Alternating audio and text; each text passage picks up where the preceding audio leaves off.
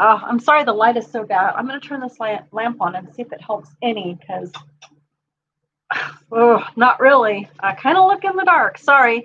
So welcome to Cat Chat. It's been a while since I've had a live stream, and I know there's been a lot of stuff going on right now, and we are not going to get into any of the political stuff because that is just not really appropriate for a cat channel. But we will go into a bit of what's been going on during the quarantine with us. I mean, it's been pretty awful. We had a very bad experience. Um, I don't know, many of you might remember our cat Rosie. He's the older tabby, was a former feral that we had rescued, and about a week or two after the lockdown started at the end of March, my husband got up in the middle of the night and found him just laying on the kitchen floor. And so he picked him up, put him in the car, drove to go take him to the emergency vet. And on the way there, Rosie threw up. Tom pulled over to clean him up and to comfort him. And Rosie passed away. That is traumatic enough. That is just hard, so hard to deal with. But what was even worse was a sheriff pulled behind my husband, got out, and then confiscated our cat. Said that he couldn't be sure that it wasn't contaminated and wouldn't allow him to take him to the emergency vet because we were interested in having an autopsy done. And I was thinking, well, maybe we'll have him cremated and then I can have his ashes. But the sheriff took our cat.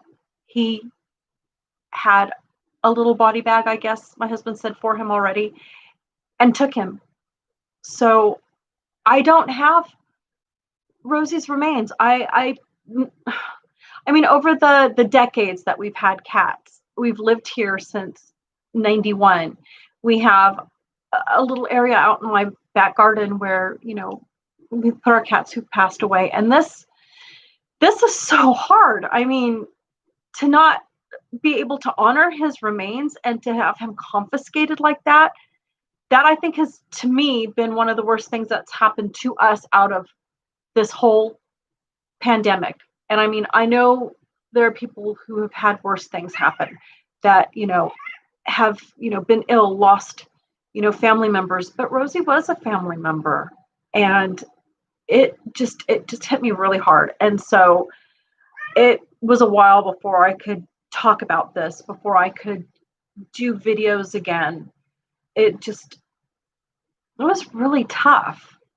So that was my quarantine story of the horror that happened to us. And I mean, I hope you guys are safe. I hope you guys are healthy. We're doing well here other than that. The cats really missed Rosie at first. They're starting to become accustomed now to him being gone. But yeah, it's been something that just was so hard to deal with, so hard to understand. I mean, I don't know why they would think Rosie would be contaminated. It doesn't make sense to me. So anyways, I have a video that will be coming live on Thursday that deals with the virus in cats. So go ahead and, keep an eye out for that on Thursday. And then, of course, I'll be posting regularly on Saturday and Tuesday. I'm going to try and keep it as regular as possible. I mean, God forbid anything happens, but hopefully I'll be able to keep that on track. I have a bunch of videos already done up, already ready to go. Some very sweet, heartwarming videos that you can watch, because right now we all need a little something to keep us going, something that will make us smile, something that, is just not this, like the heavy weight that's over us, and not to discount, any of the hardships that people are going through right now, because it's really hard for other people. I'm lucky in many senses, but I just think, that sometimes we need a little bit of a break. So hopefully, we'll have a break. We'll be able to handle this. And all my cats are actually, let me see if I can move this so you can see. They're over there on the back of the couch. There's Pax. Hey, Pax. Yeah? Like, I don't care. Yeah, God, this is just horrible, the lighting. And I'm sorry, I don't have any better lighting. I mean, I can try and... No, I don't think it'll work facing the window. It's just going to be dark. Jeez. So just let me know how you guys are doing. How are you handling things with the quarantine? How are your cats? Are they doing okay? I know a lot of people have been joking about, yeah, dogs are glad we're home. Cats are like, when the hell are you going back to work? And I don't know. I think my cats are happy that, we're here all the time, because they're not standoffish. A lot of people have that idea in their head that cats are standoffish, they're loners, that they don't need people. But actually cats do. Cats need people. They need the attention. And here's Dobby. He's come up to say hi, and he gets some cat butt. So yeah, I'm not gonna keep this super long. I mean, I do try to keep my live streams under 20 minutes. But if you're out there, give me a shout out. Say something in the comments. If you have any questions, please just ask them. I've been trying to stay busy. I've been trying to, not lose my mind over all the stuff. So it's been kind of boring. Other than that, with the stress. I mean, the stress makes it hard. The cats help. I think the cats are, what makes things worth it. And the grandbaby. I know if you've been watching my channel, you'll see every now and then the grandbaby in some of the videos. Yeah, she's doing well. Yeah. Oh, there's Honey. Honey's represented in the house for all the little blind cats out there. She doesn't let being blind keep her down. Yeah, she was really missing Rosie pretty badly at first, because Azrael, the big orange tabby, he was Rosie's brother. And then Honey mothered them. When we trapped them, they were still pretty little. And she took over taking care of the kittens. So she really missed him at first. And it was tough because, they would look for him and he wouldn't be there. So that was heartbreaking, just really heartbreaking. But they're starting to get a little more used to it now, getting a little better. So I hope that, we all get out of this alive. Oh my God, who could have imagined a pandemic like this? This is just crazy, scary. I am so glad that we haven't become ill so far. I don't know how my cats would deal with it if I was that ill. I mean, I had the flu the beginning of the year twice, because I had strain A and strain B, and that was bad enough. But yeah, this is just not good. And what are you doing, Dobby? Here's Dobbs. Hey. Yeah, Dobby's been pretty needy. He's been kind of, like wanting a lot of attention. So I think part of that was, from missing the other cat. And then Naomi. Naomi, I don't know if you guys remember, she'd gotten out once before and we couldn't catch her. And she got out again. My husband opened the door and she scooted out. So now I get to trap her again to get her in the house, because even though she is feral, she doesn't know how to take care of herself. She's not been out in the wild, essentially, since she was maybe 4 months old. So she's just too young, to remember. She was too young then to remember what life was like, having to, take care of herself. So cats, right? Yeah, I just don't. I don't know why she decided she had to get out, because she's underneath the shed like she was last time. So at least I know where she is. We're going to set up the trap tonight, put a can of cat food in it, and hopefully by morning she will be caught, because yeah, that little girl needs to be inside. She's she thinks she's all grown up and can be a little wild girl cat, but no, that's not going to happen. I'm not going to let her. Though at least I don't have to worry about her getting pregnant or anything, because she is fixed and she does have her shots. So there's the plus for that. What? What? Yeah? Honey's trying to tell you a story. What is it, honey? Huh? Honey? What is it? Yeah? Really? She tells me stories all the time. She is one of the most vocal cats. I mean, I've had Siamese that are vocal, but Honey is very, very vocal. She will let you know when she wants that can of cat food, or if she thinks the water in the water bowl is just not to her taste and it needs to be changed. She gets very, very indignant over that. Meow, meow. Oh, cat butt. They don't want to show you their faces. They just want to show you their butts. I mean, I guess that's just a cat thing, right? Oh, sorry. Lots of cat butt around here. And then there's Dante. Dante is Naomi's brother. Aren't you, Dante? Get that tail. Got his tail. It's like, oh, no, don't touch my tail. I'm evil. I touched his tail. But yeah, so that's my life has been. Some bits hectic, some bits boring. But the cats, just they keep you going, right? Yeah. And there's Azzy. Hey, Azzy. This is Rosie's brother. Yeah. Says, well, no. What? She's going to tell you a whole story here. What is it? What? Oh, I don't know if I should just let these cats go, huh? Because I think we talked enough. But what does Honey have to say? Does Honey have something to say? She does. Huh, Honey? Hey, Azzy. That's right. I know. Is Azrael your baby? Is Azrael your baby? Huh?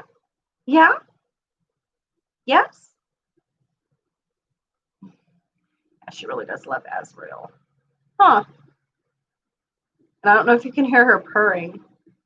She's just purring like crazy. She really is a happy girl. Aren't you, Honey? I know I don't get enough video of her.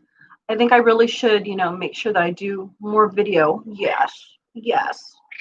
Yeah. I know she needs to go in for her yearly checkup because she turned 13 this year. So she's 13 years old, plus she's blind. And yeah, you got to keep track of them when they're older like that, because cats can go downhill really quickly.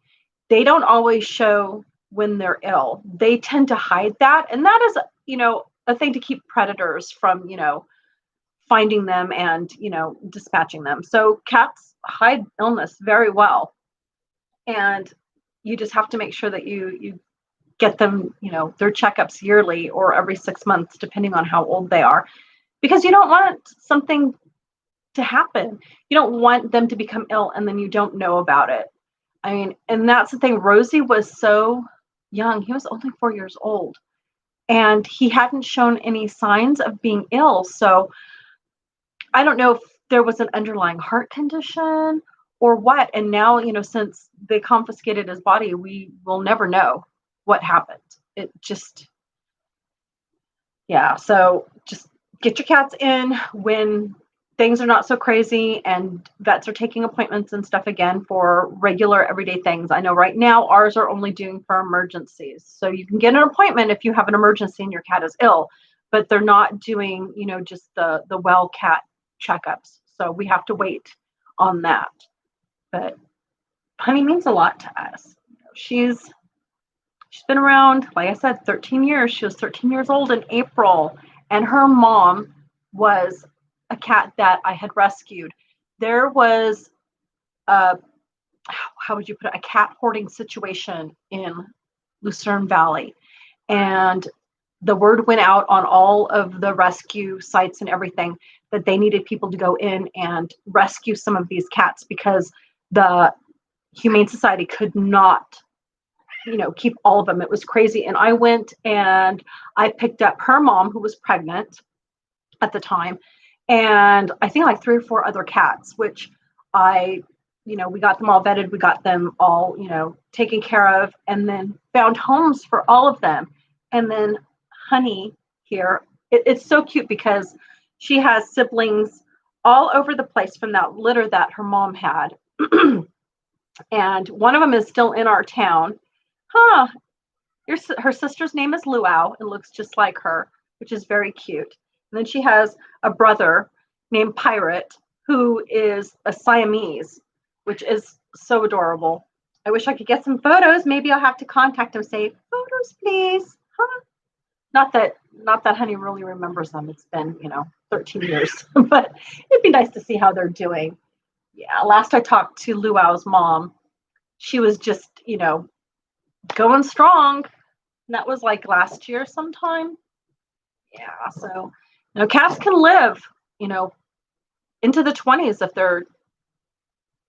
if they don't have underlying conditions and if they're, taken well care of. I mean, usually, 15 to 18 is a really good age for a cat, but Nebby, we had Nebby, she was 21 years old when she passed. So, they can get up there in age, and we're really hoping that we have at least another, 8 years with Honey too. And then there's Dobby, Honey and Dobby behind me. And let me move so you guys can see. She's very motherly. She takes care of all the cats. And that was the thing that was always just so awesome about her. She would take in any kitten and take care of it. When we got Skittles, which, Skittles is the black and white cat, she literally nursed Skittles.